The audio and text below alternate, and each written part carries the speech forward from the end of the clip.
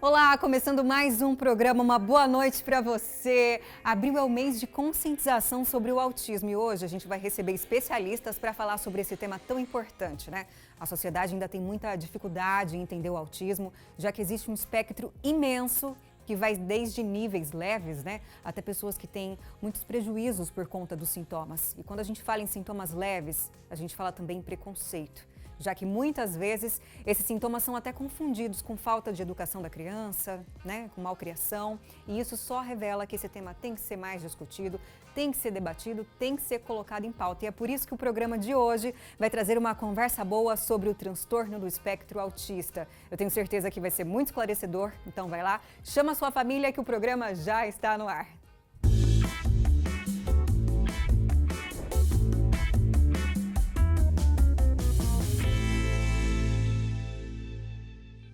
E para falar sobre esse tema, eu recebo aqui duas convidadas especialistas na área. Seja muito bem-vinda, Samira Dargan. Samira, que é pediatra. Muito obrigada pela sua presença, fique à vontade. E recebo também a neuropsicóloga Milena. Milena, tudo bem? Muito obrigada pela sua presença, Milena Busetti. Vamos conversar então sobre esse tema, um tema que é tão importante, né? É preciso ser, sim, sempre colocado em pauta, já que a melhor forma para combater o preconceito é sempre o conhecimento, é sempre a informação, né? Então, muito obrigada mais uma vez. Começando com a Samira. Samira, eu gostaria que a gente falasse inicialmente sobre como funciona essa parte neurológica no autismo. Como que é o cérebro dessa pessoa autista? Tá, então vamos lá. O cérebro de uma criança, com desenvolvimento atípico, hoje considerado o diagnóstico de autismo, ele funciona muito diferente do cérebro de uma criança normal, desde o início. Há ali o que a gente chama de uma hiperconectividade cerebral, há um funcionamento aumentado, em algumas áreas específicas desse cérebro, mas ao mesmo tempo há uma desconexão entre as áreas cerebrais como um todo. Então a gente fala que há uma hiperconectividade cerebral em algumas áreas isoladas, que é o que vai nos mostrar aí essa grande diversidade de sintomas, que é o que a gente chama de espectro autista, que é o que dá essa manifestação tão diferente de uma criança para outra. E ao mesmo tempo ele tem uma desregulação na conectividade, uma hipoconectividade então entre ambas as áreas. Tá?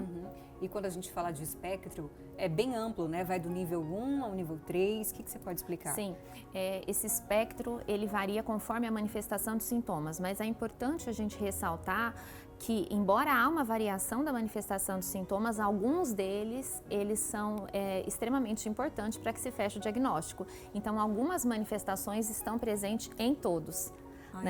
Que é isso que faz fechar o diagnóstico, que seria aí, então, uma dificuldade na comunicação social, tá? Uma dificuldade na comunicação de linguagem, seja ela verbal ou não. É interessante porque não é algo único, né? Cada um tem o seu comportamento, a sua individualidade. Exatamente. E os interesses restritos, Então, a gente fala, e antigamente considerava-se essa tríade, Hoje, então, a gente fala em duas, colocando a comunicação social junto com a comunicação, tá?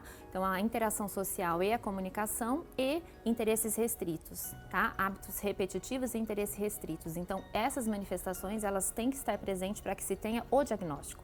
Além dessas manifestações, aí a gente vai ter uma gama enorme de manifestações e sintomas que aí variam dentro do espectro. Agora, essa pergunta a Milena também pode ficar à vontade para responder. A gente vê crianças cada vez assim mais jovens recebendo o diagnóstico. Existe uma idade certa? Existe um momento adequado?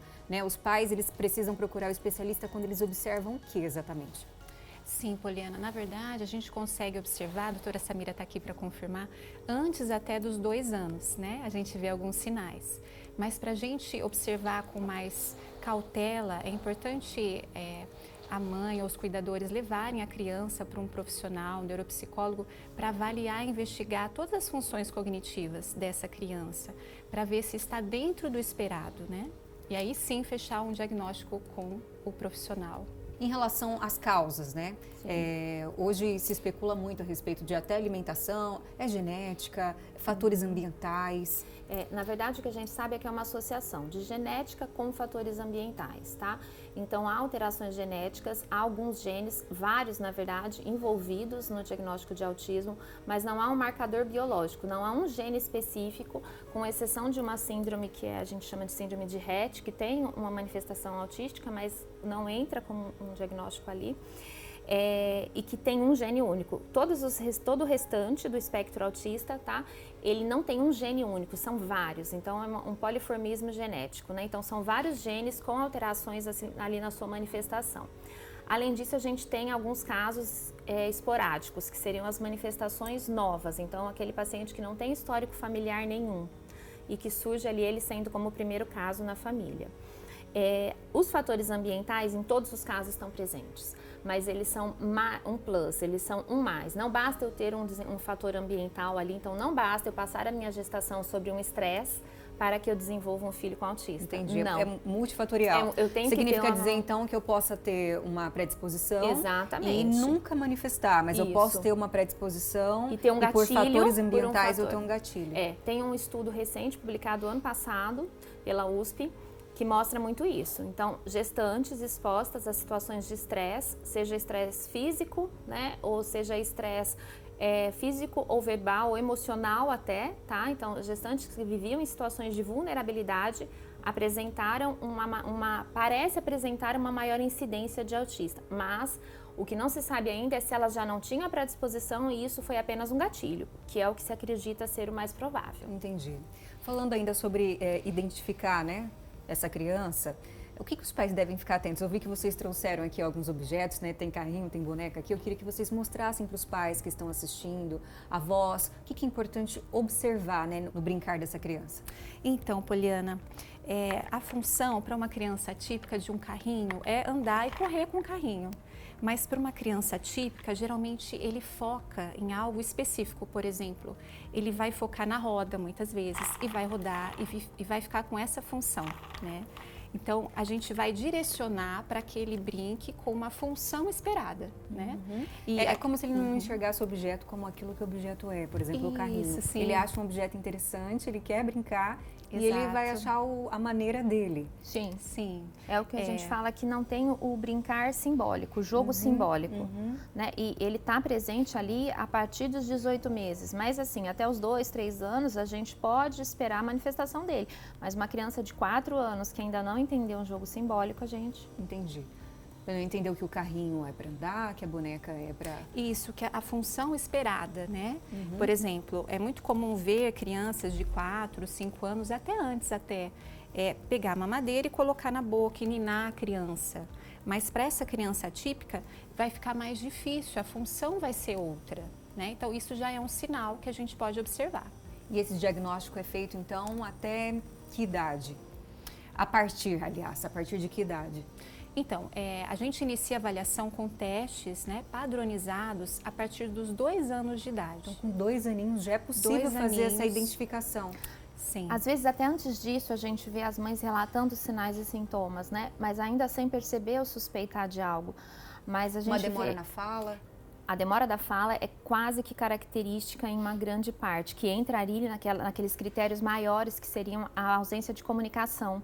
E essa comunicação não é só pela fala, porque existe a comunicação verbal e a comunicação não verbal, mas é uma comunicação de interação. Então não há uma interação, há apenas uma intenção de solicitar algo, te dar um comando. Então você passa a ser um veículo para intermédio, mas eu não estou tendo uma troca, não é uma fala, não é uma conversa. Né? Então, isso é ausente, mesmo naqueles que falam no início. Então, a gente pode identificar sinais muito novinho, mas a gente não vai fechar um diagnóstico e não deve, Poliana, fechar um diagnóstico muito precoce. Recentemente foi divulgado na internet um vídeo de uma criança autista não verbal sendo ali imobilizada pela professora. A gente tem o vídeo aqui, vamos verificar. A gente colocou uma máscara, é claro, para não identificar a escola, nem a professora, nem a criança, porque é um momento emocional, esse momento do autista não verbal, né? A professora, naquele momento, como foi revelado aí em vários jornais, ela faz uma contenção ali daquela criança. Milena, você que é neuropsicóloga, como fazer essa regulação emocional? Então, Poliana, pelo que eu vi na matéria, a gente precisa observar o que aconteceu antes dessa crise, né? Me parece que foi uma crise. Como é que foi o sono dessa criança, a alimentação, como é que estava a rotina dessa criança, porque às vezes uma rotina desorganizada desestrutura mesmo emocionalmente, né, o autista. Pelo que eu vi nessa matéria, ele já chegou irritado para a escola. Então, imagina, ele chega irritado para a escola, a gente precisa saber o que aconteceu antes. Mas aconteceu, né? Aconteceu uma crise e acontece, é muito comum. 68% dos autistas apresentam, né? Tem sintomas de agressividade. E aí, o que a gente pode fazer? A gente pode pedir para as crianças saírem da sala, a gente pode pedir um ambiente mais silencioso. E a professora segurar, o ideal seria segurar por trás e falar pequenas frases, né, mais claras. Olha, respira, vai passar, para que ele seja acalmado, né? Isso é o ideal. É muito importante a gente também estimular as escolas para que elas tenham protocolos de segurança dentro da escola, né? Para pensar em conjunto, olha, o que fazer com uma criança que apresenta essa agressividade. Tem uma frase que eu gosto que fala assim: por trás de todo comportamento agressivo existe uma necessidade não atendida. E outra coisa, ele precisa se comunicar. O nível 3, pelo que apareceu, que é um nível não verbal, né? Que ele não fala, ele precisa de uma comunicação alternativa. Né? Então, geralmente eles apontam o que você quer. Aí ele vai e aponta: eu quero água, eu quero comer, eu quero silêncio, né? Então, ele não consegue se comunicar, a irritação aumenta de fato. Né? Então, a comunicação alternativa, ela é um caminho muito promissor, além de outras questões que podem ser envolvidas para beneficiar o autista. Por isso que é importante aí ressaltar que uma criança com um quadro grave, né, ela tem isso garantido por lei. Né? Ela tem direito a um acompanhante terapêutico ali na escola, né? Até porque ele tendo essa pessoa torna-se para ele uma figura onde ele se sente mais confortável, e essa pessoa vai desenvolver com ele, porque isso é muito particular de cada paciente, qual é a forma dele se acalmar.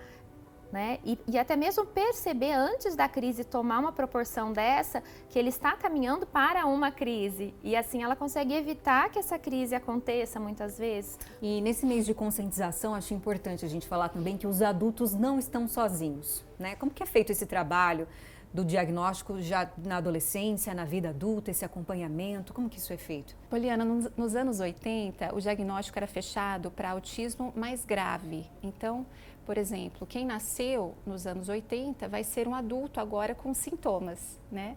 Então, ele vai se reconhecer autista. É importante trabalhar numa terapia cognitivo-comportamental para ele se regular emocionalmente também, porque ele vai se reconhecer e vai aprender a saber que ele vê o mundo de forma diferente. Sim, né? Que a gente vê muito isso nos pais de autistas. Às vezes a gente fala, não tem histórico familiar, mas no momento do diagnóstico ou da conversa ali com os pais, há uma identificação. Nossa, eu também sou, só que às vezes é um caso leve. Já vi casos assim, que a mãe foi, levou o filho e de repente ela falou, não, eu sou como ele, né? Agora tudo se explica. Isso, é interessantíssimo, né? Porque antigamente, há 15, 20 anos, a gente não tinha tanto conhecimento, né? Inclusive, hoje estima-se, segundo o IBGE, que são 2 milhões, né, de autistas no Brasil. A gente fala, nossa, será que aumentou o diagnóstico, aumentou o número de pessoas? Na realidade, não, aumentou a informação, a conscientização, né? A conscientização acesso, sobre isso, né? O acesso a essa informação. Exatamente. E só para finalizar, meninas, eu acho importante a gente falar para as pessoas tomarem cuidado com redes sociais que acabam influenciando diagnósticos, né? Sim. Apresentam ali sintomas genéricos. Você olha e fala, nossa, eu sou assim, nossa, eu faço isso, nossa, eu penso isso também. Mas nós somos seres únicos, né? Tão individuais. Sim. Então, eu acho importante ter esse cuidado, essa atenção, procurar sempre um especialista, né? Com certeza, né? Evitar o autodiagnóstico, né? Evitar esse autodiagnóstico e evitar, a gente tem que sempre correr atrás de um diagnóstico assertivo, sim, de uma resposta, sim, mas muitas vezes a gente também tem que entender que a gente não vai ter a resposta e o que a gente precisa é tornar e melhorar a qualidade de vida dessas pessoas. Né? Talvez eu não seja um autista, mas eu estou passando por um problema e por isso eu me identifiquei e vou procurar ajuda para isso. Né? Eu não preciso ser um autista para ter direito à ajuda ou para procurar ajuda. Isso é importante. Eu estou sofrendo. Meninas, muito obrigada, tá, pela presença. Já se sintam convidadas para as próximas, porque esse tema tem que ser sempre debatido, tem que ser colocado em pauta, é muito importante, né? Muito obrigada. Então, não sai daí, porque no próximo bloco nós vamos falar sobre educação, direitos da pessoa autista e sobre o trabalho da AMA. Conversa boa, volta já já.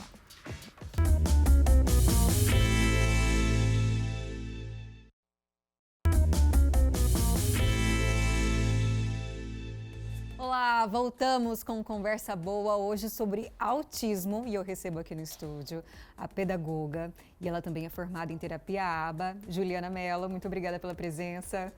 Eu que agradeço. Recebo aqui também a Sidney Freitas, que é diretora da Associação de Amigos do Autista AMA. AMA tão querida na nossa região, né? Muito obrigada pela presença. Obrigada aí. E esse tema tem que ser colocado em pauta, né, gente? Tem que ser. Não apenas nesse mês de conscientização, a gente estava até comentando, né? Isso, não apenas no mês de abril, tem que ser o ano todo, porque as crianças estão aí o ano todo e precisam desse olhar. Precisam desse olhar. Isso. Eu gostaria de saber inicialmente com a Juliana Mello. Juliana, a gente falou aí que você é especialista em terapia ABA. O que significa? O que é essa terapia? A terapia ABA é uma análise do comportamento aplicado, né? Seria de um modo natural eu acessar essa criança, né? Através do que ela gosta, do brincar, eu observar o que ela gosta e inserir, né, estimulações e um novo repertório para que ela se interesse pelo assunto ou por novas coisas, né? É a questão de aprender brincando, né? Isso, que muitos acham que não aprende, mas é um método assim mais eficaz que a gente está tendo muito resultado com ele. Entendi. Então esse método é como se você fosse verificar ali o que a criança gosta de brincar, a cor que ela gosta e ele dentro daquilo inserir o aprendizado que ela está aprendendo na escola. Para que eu gere, né, eu estimule ela de alguma forma, de que faça sentido para ela e sutilmente eu vou colocando, né, coisas novas para que ela aprenda e aumente o repertório dela. Então, quando a gente fala em metodologia que facilite o aprendizado da criança autista, a gente fala no método ABA. Isso, porque é mais a criança, muitas coisas do espectro não vai fazer sentido para ela. Então, às vezes se eu passar um texto, né, por exemplo, com um reforço, né, de escola, diferente da terapia, ela não vai entender. Ou ela não vai chamar a atenção dela. Então, trabalhamos com imagens, com teatro, com tudo isso dentro do contexto da matéria, mas de uma forma que ela aprenda brincando, né? Entendi. De uma forma natural dela. Nisso a gente vai desenvolvendo um novo repertório e ela vai aprendendo mais com as repetições que a gente vai fazendo ao longo do tempo. Sem estresse ali para a criança, sem estresse, né? E falando dessa parte educacional, eu quero falar agora com a Sidney. Sidney, que é diretora da AMA. A AMA, gente, ela tem de 26 cidades da nossa região. Sim. É uma associação super conhecida, muito querida por todos, né? E falando na parte educacional, eu queria que você falasse pra gente que a AMA, ela tem a parte socioeducativa, né, com essa criança. É uma metodologia parecida, como que é isso? Muito parecida também, onde nós ensinamos através do lúdico. Né? E nós ensinamos o que nós queremos dentro da instituição com o socioeducacional, com o socioeducativo na realidade. É dar autonomia para esta criança, para ela se alimentar, para ela vestir-se, para brincar, para buscar a brincadeira com o outro, integrar no grupo, se socializar, poder sair com os pais, a ir a restaurantes, ir a supermercados, ir à farmácia, sem ter alguma dificuldade. Quando você faz um trabalho adequado, a criança ela se desenvolve e ela consegue sim ter essa evolução. Ela realmente consegue. Eu só quero falar assim, a AMA, ela existe há 26 anos, eu gostaria de deixar isso para vocês. E hoje nós atendemos 154 pessoinhas, né? Pessoas que têm os adultos também. Tem os adultos, inclusive, né? Eu achei tem adulto, tem o projeto Mercado de Trabalho, que nós trabalhamos com os adolescentes, para que na hora que eles estejam prontos, a gente já encaminha para o mercado de trabalho. E esse trabalho, trabalhamos para que eles tenham autonomia para serem entrevistados, inclusive sozinhos, sem que nós estejamos juntos. E quem estiver em casa, quiser conhecer a AMA, quiser talvez colaborar, ser um voluntário, como que isso é feito? Então, é feito através do telefone 3624-4480. A AMA fica na rua Dr. Pontes de Miranda 430, lá no Morada dos Nobres. É só ligar e marcar um horário. A gente tem um pouco de dificuldade com o voluntário dentro da instituição. Sidney, mas por quê? porque quando você tem o voluntário, você conta com aquele trabalho que o voluntário te oferece. E a partir do momento que você conta, tem algumas pessoas que às vezes não cumprem esse horário. E as nossas crianças, pela rigidez que tem, chegou aquele horário, é horário de música, a pessoa não veio para o horário de música, ela está pronta, ela já está com o instrumento na mão. Eles são adaptados à rotina. Exatamente. Então você tem um cronograma a seguir, eles são adaptados a isso, são rígidos com isso também. Sim. Agora, Então, quem estiver assistindo, eu gostaria que você deixasse bem claro, por exemplo, você está assistindo, se interessou pela AMA, quer matricular a criança, como que funciona? Tem que primeiro passar pela Secretaria de Saúde da sua cidade, isso, né? Primeiro tem que passar pelo médico neurologista, tá? Então, quando alguém suspeita, encaminha para o médico neurologista, que é o primeiro profissional que vai realmente fechar esse diagnóstico. Quem fecha diagnóstico é só médico. Exatamente. É clínico. Mas com o diagnóstico, para procurar a AMA, primeiro passar na diretoria. Aí tem que primeiro procurar o posto de saúde de referência do bairro. Tá. E lá você vai pedir para que o posto de saúde encaminhe para a Secretaria Municipal de Saúde do seu município, que vai encaminhar para a DRS de Araçatuba. Entendi. Então, que é vocês a DRS entenderam. 2. Primeiro procura o posto, a unidade de saúde ali do seu bairro, da sua região. Isso. A unidade de saúde vai fazer o seu encaminhamento para a DRS, que é a Diretoria Regional de Saúde. Sim. E ali vai ter, então, uma lista, vai ter Sim. pessoas aguardando a vaga para ser Aguardando a contemplado pela vaga, AMA. que para ser... E veja bem, isso não quer dizer que, estando na lista, ela vai diretamente para a AMA. Ela pode ir para o Hospital outras Ritinha Prates. Tem a PAI e o Hospital Ritinha Prates. Então, onde surgir a vaga, que ela vai ser chamado, e quem estiver na fila ali em primeiro vai para onde tem a vaga. Não necessariamente na AMA. Entendi. Tá? Então, para que ninguém fique... eu vou colocar lá e vai para a AMA. Não funciona Tem assim. outras instituições A regulação é da DRS. Tá certo. Vamos falar então mais um pouquinho com a Ju, porque eu gostaria de saber com a Ju um pouquinho da metodologia, né? Será que tem como a gente dar dicas para os pais que estiverem em casa, às vezes tem que fazer tarefa ali com os filhos, estão com dificuldade, né? Em como ganhar a atenção ali da criança? Existe algum tipo de metodologia que a gente pode dar uma dica aí para os pais? Olha, eu tive uma experiência, né, em sala, que é uma criança que ela não se interessa por nada, porém ela gosta das figurinhas de anime, do livrinho de anime, e eu percebi isso, que ele, né, se repetia a buscar esses livrinhos, e eu comecei a mostrar as letrinhas a partir do que ele gosta, que é o livrinho de anime, né? Então, aí eu ganhei, né? a criança e começa o processo, né, de alfabetização, porque já é uma criança que está numa idade mais avançada, então eu preciso, né, que ele consiga acessar isso. Também teve uma outra criança que ele não estava mais fazendo o que a escola estava pedindo, e ele sempre acompanhou isso. E ele precisava aprender ciências, e a gente montou um teatro com vários ursinhos, que é o lúdico, né? Sim, o lúdico. A gente usa muito o lúdico, É necessário. né? É necessário para que eles se interessem, né? Para que haja interesse deles. Então, acessando eles conseguem, né, vir ao conteúdo, a metodologia. Então, cada um tem a sua metodologia, vamos supor, Entendi. né? Temos que, né, ser alinhados, né, com as normas, mas também o método lúdico é imprescindível. É porque cada criança, ela vai sentir ali o mundo da forma dela, né? Ela vê, escuta, ela sente o mundo de uma forma especial, do jeitinho dela, e isso tem que ser respeitado, né? E criança é criança, porque no mesmo tempo ali, às vezes que entra um, sai o outro, entra um autista, né? E vem outra criança. A outra criança, ela não tem preconceito nenhum. Então ela vê ali que ele tá vendo um anime, então ele vai fazer uma interação. Então é trazer formas para que desenvolva e os outros também comecem a tratar de forma...